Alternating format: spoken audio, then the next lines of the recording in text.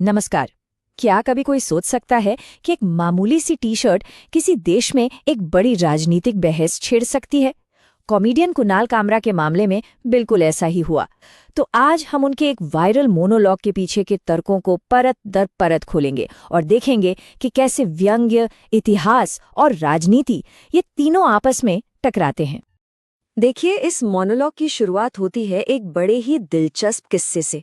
जरा सोचिए, इमरजेंसी का दौर है और एक शायर हिम्मत करके कहता है, सरकार चोर है। अब पुलिस तो उसे पकड़ लेती है, पर वो बड़ी चालाकी से जवाब देता है, अरे मैंने ये तो कहा कि सरकार चोर है, पर ये कब कहा कि किस देश की सरकार चोर है। ये छोटी सी कहानी ना हमें सीधे उस बहस के दिल में ले जाती है जिसकी हम आज पड़ताल करने वाले हैं। आखिर व्यंग की सीमाएं हैं क्या? और ये सब कुछ शुरू कहाँ से हुआ? एक टी शर्ट से। जी हाँ, सही सुना आपने। बस एक टी शर्ट जो कामरान ने पहनी थी और जिस पर कुछ लोगों को सख्त आपत्ति हो गई। यही वो छोटी सी चिंगारी थी जिसने इस पूरी बहस की आग को हवा दी। तो इस पूरे मोनोलॉग को ठीक से समझने के लिए हम इसे 5 हिस्सों में देखेंगे। पहले टी शर्ट और उससे जुड़ा विवाद, फिर व्यंग्य में दोहरे मापदंड का मुद्दा, उसके बाद कुछ ऐतिहासिक दावे, फिर आज के दौर का इन्फॉर्मेशन वॉर और आखिर में विचारधारा और संविधान के बीच की लड़ाई। तो चलिए कहानी की शुरुआत में चलते हैं, यानी उस टी शर्ट पर जिसने ये सारा हंगामा खड़ा किया। मोनोलॉग के हिसाब से आरएसएस को एक गैर पंजीकृत सांस्कृतिक संगठन बताया गया है और तो और ये भी कहा गया है कि प्रधानमंत्री ने इसे दुनिया का सबसे बड़ा एनजीओ कहा है। अब ये परिभाषा याद रखना जरूरी है क्योंकि आगे के सारे तर्क इसी नींव पर टिके हैं। अच्छा, अब आते हैं दूसरे मुद्दे पर, व्यंग्य और दोहरे मापदंड। मोनोलॉग में ये सवाल उठाया गया है कि क्या आलोचना करने के नियम सबके लिए एक जैसे हैं? यहाँ एक बहुत ही दिलचस्प डबल स्टैंडर्ड सामने रखा गया है। जब कोई मौजूदा प्रधानमंत्री को क्रिटिसाइज करता है तो उस पर अक्सर देश विरोधी होने का ठप्पा लग जाता है, लेकिन जब वही प्रधानमंत्री पिछले प्रधानमंत्रियों की आलोचना करते हैं तो उसे एक सामान्य राजनीतिक बातचीत मान लिया जाता है। और ये दोहरा मापदंड तब और भी साफ दिखता है जब नेताओं के आपस में तुलना होती है।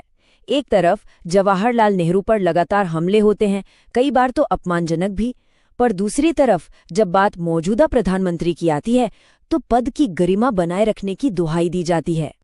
नेहरू पर हो रही आलोचना के जवाब में मोनोलॉग एक बड़ी जबरदस्त उपमा देता है। ऊंट बैठा भी हो तो भी वो छलांग मारते हुए सर्कस के कुत्ते से बड़ा ही लगेगा।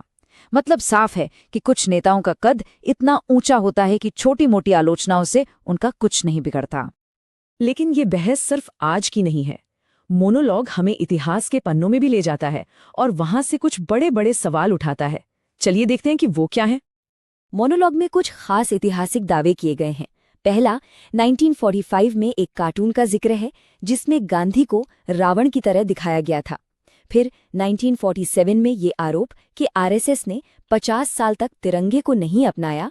और तीसरा, 1948 में गांधी की हत्या के बाद सरदार पटेल ने इस संगठन पर बैन लगा दिया था। और बात यही खत्म नहीं होती। आगे ये भी दावा किया गया है कि आरएसएस ने आज़ादी की लड़ाई में हिस्सा नहीं लिया। इसके सदस्य अंग्रेजों से पेंशन लेते थे। इसके विचारक गोल वोल्कर हिटलर से प्रभावित थे और गांधी की हत्या इसलिए हुई क्योंकि वो जाति व्यवस्था और मनुस्मृति के खिलाफ थे।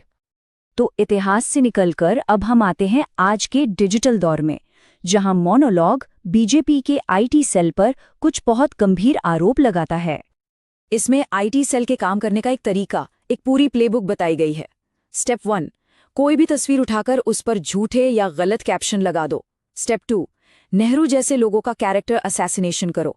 उन्हें वुमनाइजर दिखाने के लिए उनकी बहन और भांजी के साथ की तस्वीरों का इस्तेमाल करो। स्टेप 3, इस प्रोसेस में तस्वीरों में मौजूद महिलाओं की गरिमा और पहचान की कोई परवाह मत करो। और आखिरी स्टेप, इस सब को फैलाने के लिए फेक न्यूज़ फैक्ट्रियों का सहारा लो। और दावा ये है कि इन हमलों से किसी को भी नहीं बख्शा गया, यहाँ तक कि एक पूर्व विदेश सचिव की बेटी और एक शहीद की विधवा को भी ऑनलाइन निशाना बनाया गया। और अब हम इस पूरे विश्लेषण के सबसे अहम हिस्से पर पहुंचते हैं, विचारधारा और संविधान के बीच की टक्कर।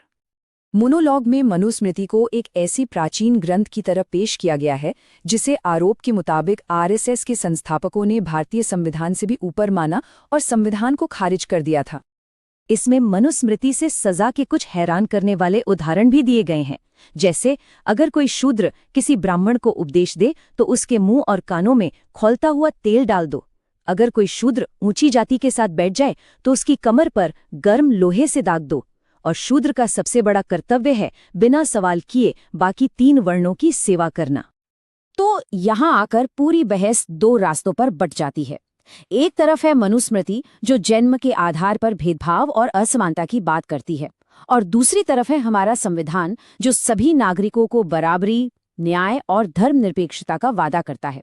मोनोलॉग के अनुसार भारत के सामने इन 2 में से एक को चुनने का विकल्प है। अपने इस दावे को मजबूत करने के लिए मोनोलॉग कुछ मामलों का जिक्र करता है, जैसे मोहम्मद अखलाक लिंचिंग, गुजरात दंगे और बिल्किस बानो केस, जहां आरोप है कि दोषियों को एक तरह का कानूनी बचाव मिल गया।